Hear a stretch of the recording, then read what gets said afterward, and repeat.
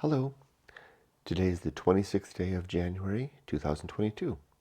My name is Kurt, and this is my Good Life meditation. This is something that I do each and every morning just after I get up to remind myself of my life objectives and principles and to see how I'm applying these on a day-to-day basis. First, a look at yesterday. It was pretty much a solid day of work. Not much to say in terms of challenges work-wise. I was able to deliver some important milestones, two, in fact, which I'm really pleased about. I did have one challenging moment when I went out at lunchtime to deliver put a package in the mail, a copy of Going Alone to someone. Pardon me. And on the way back, I decided to get burgers for my wife and I for lunch. She works from home too. And I asked her what she wanted, and she told me, and I decided to splurge and go to the fancy burger shop. And boy, was it expensive, and boy, was it not so good. And I really ate too much. They gave us so many fries, and I really ate too much. So that was an incident of intemperance. I knew as I was going into it that I could have gotten just a regular burger and fries, which had been fine. And I knew I was going overboard going to this particular place. And I did. And I wasn't very proud of myself. And I didn't feel good in the afternoon for having eaten so much. So that was a case where I knew I was overdoing it, but I did it nonetheless. Such is life, right? I didn't sleep so well not because of any internal restlessness, but mainly because my back was hurting. So I adjusted the number on the bed, moved it from 70 to 80 firmness, and that seemed to help. Such first world problems, huh? Okay, let's carry on with the Good Life. My Good Life creed consists of 7 objectives and 30 principles, laid out as follows. The 7 objectives are to 1. Be always ready to die, to have my affairs, my relationships, and my life's work in order, in such a state of order that I can pass and those are mostly settled. And I think I have. 2. To make good and effective use of time, to not waste time or opportunity, but to capitalize mainly through the application of virtue to make the world a better place for my having been here. 3. The development and maintenance of good and sound life principles. These are exactly these 7 and 30 that I'm reciting right now. These are the principles and objectives that I strive for. And I work on them every morning, just as you're seeing me do now. Next is to cultivate good emotional reactions, to become the type of man who is not waylaid by my inner activities and by external circumstances. And I think I'm getting better at that all the time. Next is to to perform good actions, to do good things throughout the day. Number 6 is to recognize my true limits and my true opportunity, to not dwell too much on things that are impossible or outside of my scope of ability, or something that I even should even if I could do it, that I should not do it for good reason, but to focus on the things that are within my ability and things that I should be doing. And then lastly is to do just one thing at a time, number 7, and to do it slowly, like I'm trying to do right now. Do my Good Life meditation slowly and deliberately, to think about each principle and to choose my words carefully in describing them. That way it becomes more of a solid substance within me than just a want, desire, and suggestion. Now, my 30 principles. These are 1. The principle of war, to always be fighting against everything that I hold as true. 2. The principle of reason, and the sub-principles of honesty, objectivity, and doubt, which are the instrument that I use in this aforementioned war. 3. The homunculus, the image of a small man living just inside my head, behind my eyes, at the controls, living and dying with me. Dying is the most important part, because I don't fool myself into thinking that the homunculus will escape away somehow and live forever in paradise. The homunculus is as doomed as I. Next is the Anchorhold. Picture a small little rock sticking out of a vast sea. The sea is death. The rock is a little sanctuary. That's where each of us is precariously placed, finds ourselves in life. And the waters rise and the waters fall, and the wind blows and the cold comes and the sun burns, and there are nice days too. And we see others on their rocks and we can wave at them, yell and shout across the water. But we're never together. We're always alone on our little rock. And one day we're going into the sea. Number 5 is the principle of purpose, and the idea that I want to live a life where I am abiding the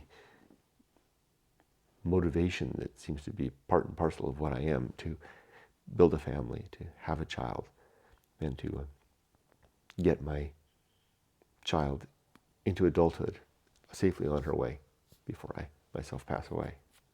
Also to live a virtuous life, where virtue is the ability to manage how I value add my interaction with the world, how I control my expression of emotions, my thoughts as I interact with the world, to pursue virtuous ends, where virtue is defined as the improvement of the well-being of thinking creatures. And then finally, my last purpose is to continue with my effort of my life's work, which is this book here, Going Alone. This is the effort of my life. It's the story of my life, basically, at least the part that I choose to share and to pass on into the next generation. So these 30 principles and 7 objectives are all laid out in here. Available on Amazon or from my website, goingalone.org. If you buy it from the website, I'll sign it and send it to you, just like I did yesterday. Sent the copy to someone. Ron, your book is in the mail. Number 6 is the atomic principle.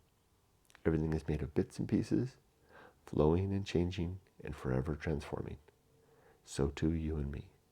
And very soon, this infrastructure and apparatus that I am, and likewise for you, will fall apart and be gone.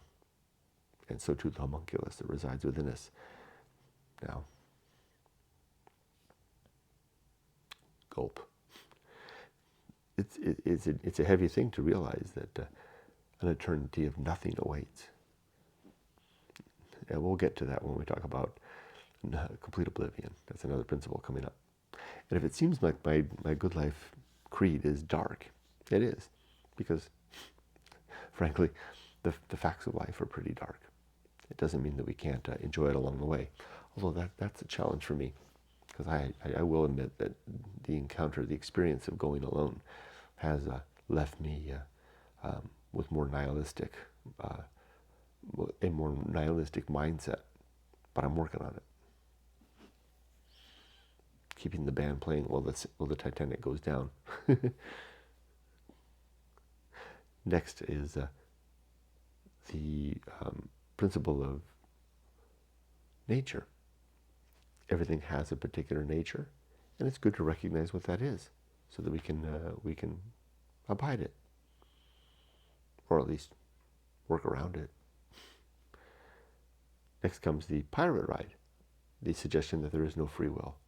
Free will is an illusion, that very compelling illusion, and that we can make the clincher is that seemingly we can make any decision we want, but I maintain that the only decision that we would ever have made is exactly the one that we did.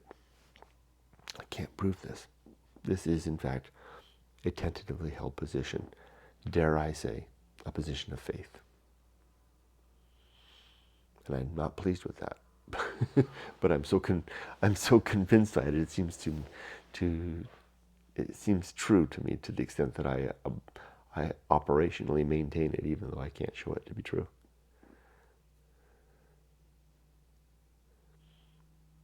Okay, that was the pirate ride. And next comes maturity, and with the sub-principles of wisdom and fortitude. We are mature when we remember our successes and failures, and then we're strong in working towards more success and avoiding failure in the future. Next comes the social principle. We're social animals.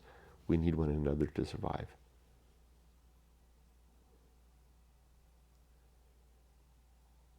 And though going alone is a great experience, it's better to, in the end, come back and be with others. I certainly recommend the going alone experience to encounter, apprehend, and cogitate over the great indifference. But don't stay out there too long. It'll consume you otherwise. Next is the principle of public speaking. To be very careful and deliberate in our communications. To use choice words, not to impress, but to convey accurately our meaning, with some eloquence if we can. And I'm adding a sub-principle here, something called felicity, which is trying to cultivate the ability to find and use the most apt words and expressions to convey our meaning. Next comes temperance, and the sub-principles of suffering, simplicity, and apathy. Temperance is what I could have used yesterday choosing lunch, when I should have chosen the regular hamburger place rather than the fancy hamburger place.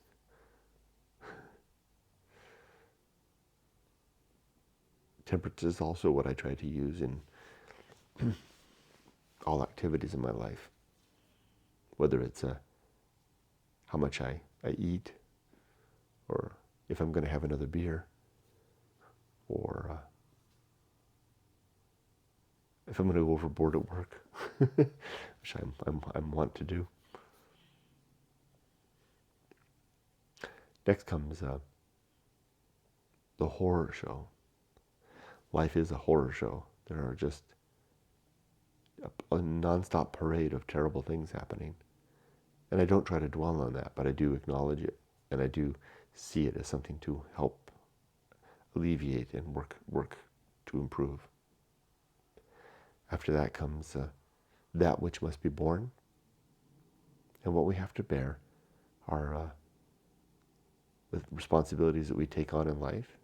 If we decide to marry and become a parent, or to hold down a job that gets us by, gets our family by, then we have to push through those things within reason. We can make adjustments as if possible. We can make adjustments as we go, but I think you get the idea. We have to bear the things that we choose to carry, and we also have to bear the horror show while working to alleviate the pain and avoiding future instances of horror.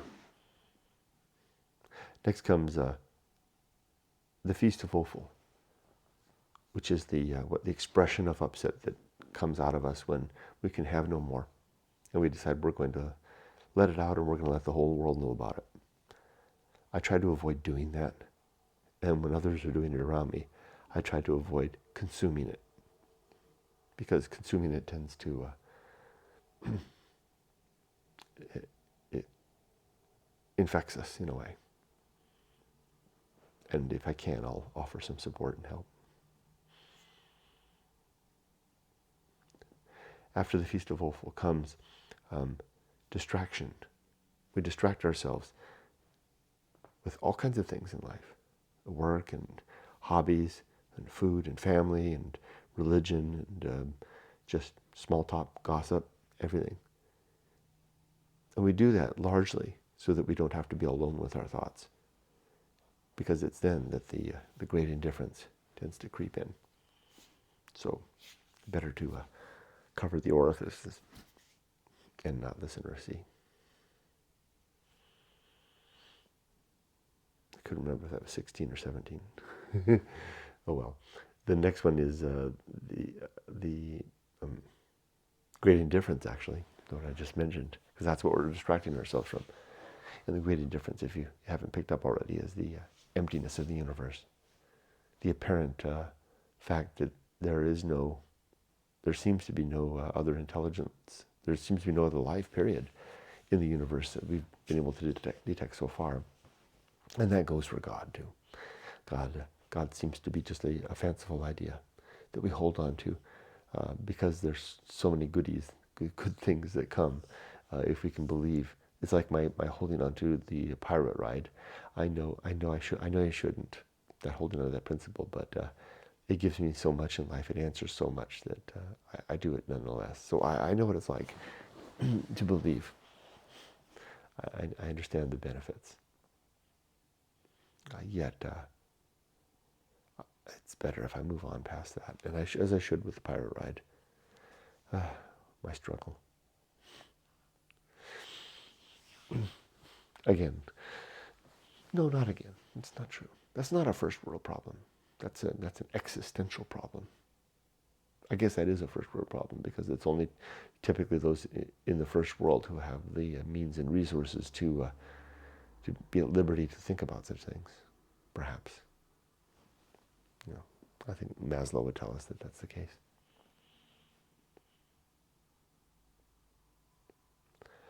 Okay, next comes the best seat in the house.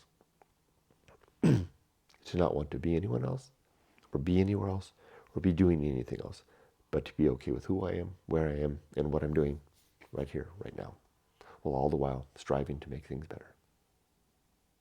Interesting. Next comes the path of wildness.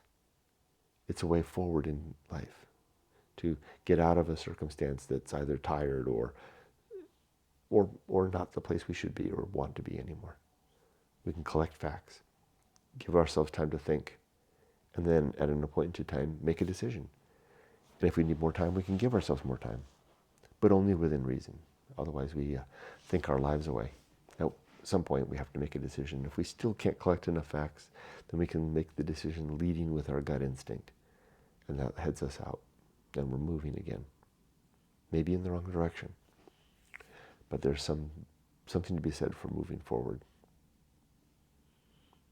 Next comes the risk of avoiding risk. I think that's 15 or that's 20. The risk of avoiding risk. But I might be off by one. The deep risk is the finding ourselves and doing something about it. The shallow risk is the things that society and family sanction, namely education, marriage, home, job, maybe job and then home, and then maybe job, marriage, home, family, retirement, and then paying for your own coffin when you die. Those are easier to follow because we've got the institution set up for that, and everybody supports it. What's a little harder to do is to find yourself and to do something about it. That's why that's a deeper risk. It's a real challenge to do both the shallow and the deeper. Typically, most of us do one or the other, and it's the extremes. Aristotle would warn against the extremes. Go for the mean.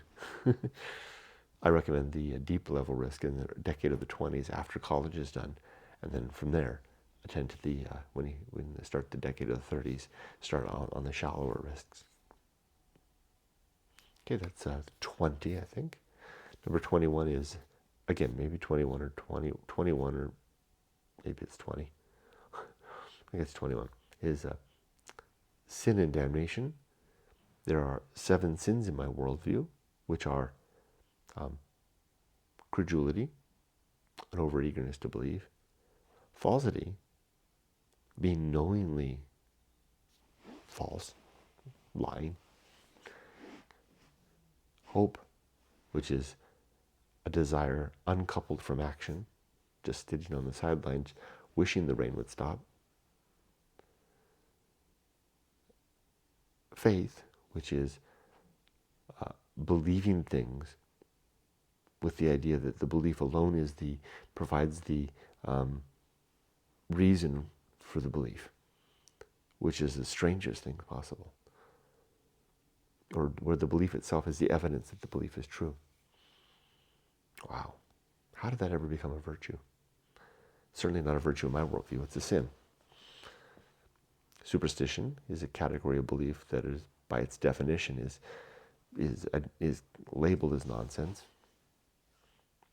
But we shouldn't trust the label. We should look at it closely, but for the most part, not so much. And then authority, where belief is based on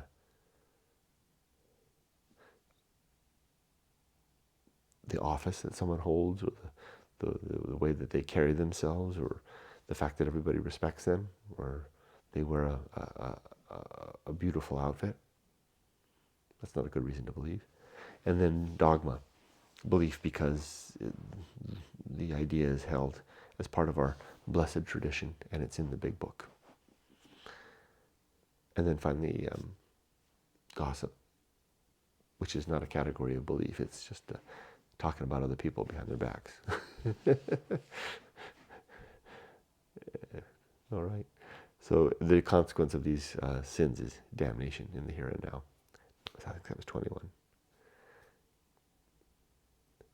Was that right? Did I miss one? Oh, the risk of avoiding risk, sin and damnation. I think that's 22. Next is complete oblivion. The idea that when we die, we are wiped out utterly. At least our consciousness is, almost immediately. And then our bodies follow. And then we're gone forever. And then someone chisels something on a stone to mark our name. And then everybody dies who remembered who that was. And it's just a name. And then eventually the wind and the rain and the night and the day and the heat and the cold come and deface the stone, and we're completely gone. And after 7 generations, whatever was unique in our genetic code, that's gone too. Complete oblivion awaits all of us. If there's no afterlife, if there's no God, and no afterlife, that means there's going to be no final reunion with the ones we left behind.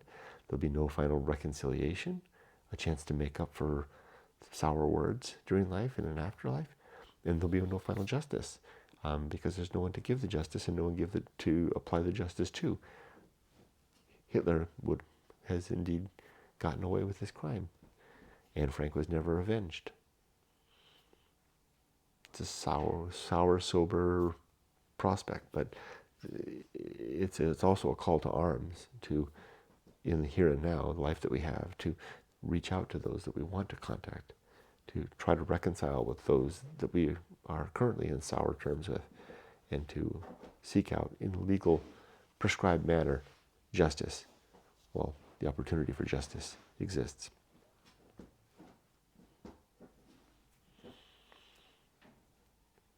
That was complete oblivion.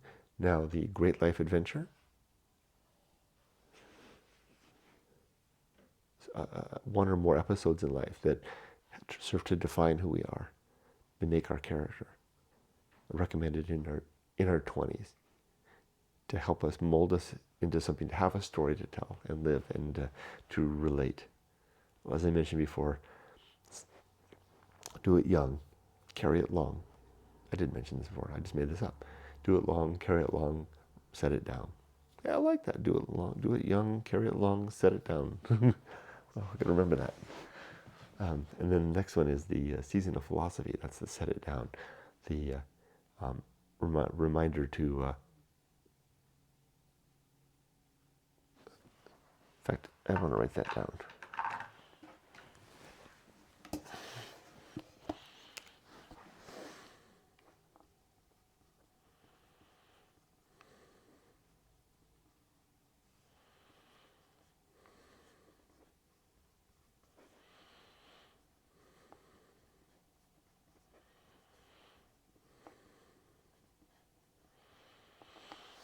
Maybe I can find a way to weave that into the book.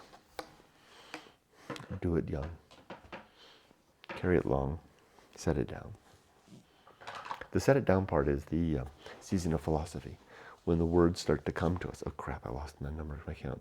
Is it 25? When the words start to come to us and we we better write them down when they come, because the muse, it goes away. And when it comes back, it has something else to say. And if we don't catch the words while we can, they'll be gone forever. It's not just me saying that. Lots and lots of people who have heard the muse speak have recorded the same. I think I'm at 26, which is that was the season of philosophy. Next is the bullseye aim, the reminder that life is we shoot for the mark, the target, but we usually miss. Then the uphill climb, up towards the top. Every step we take is closer. We'll see the beautiful vista. Some people like dig in at a lower level. That's fine. But if you want to see more, keep climbing. Although bring a sweater. It's getting cold. It gets cold the higher you go, and more dangerous. Arena and utility is next. Number 28.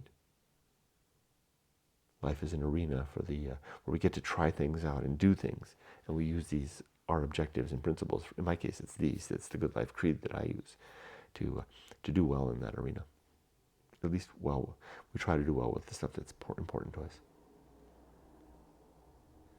Next comes nothing is enough.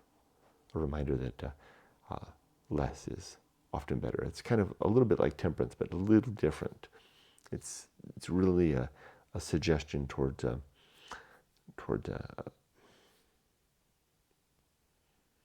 humble existence of small consumption.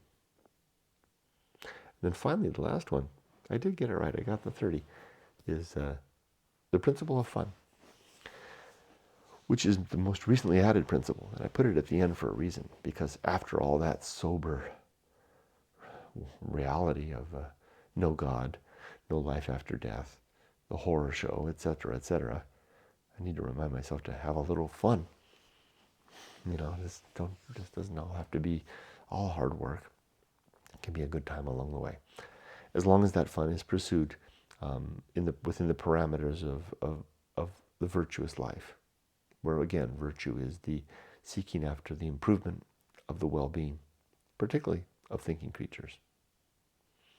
And with that, that's my Good Life Creed for today.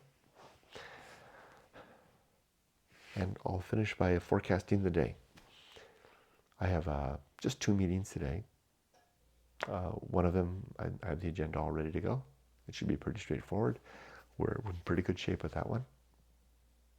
The second one will be also more routine. And in between all of that, 1 in the morning, 1 in the afternoon, between all of that, I am in a place now to make a second recording of the training that I've developed for this project management endeavor for the organization where I work. So I'll maybe try to record 1, maybe 2 lessons. There's 4 total. So I've already recorded 1. Wouldn't that be great if I get 2 more? Wouldn't it be great if I could get 3? That's asking for a lot.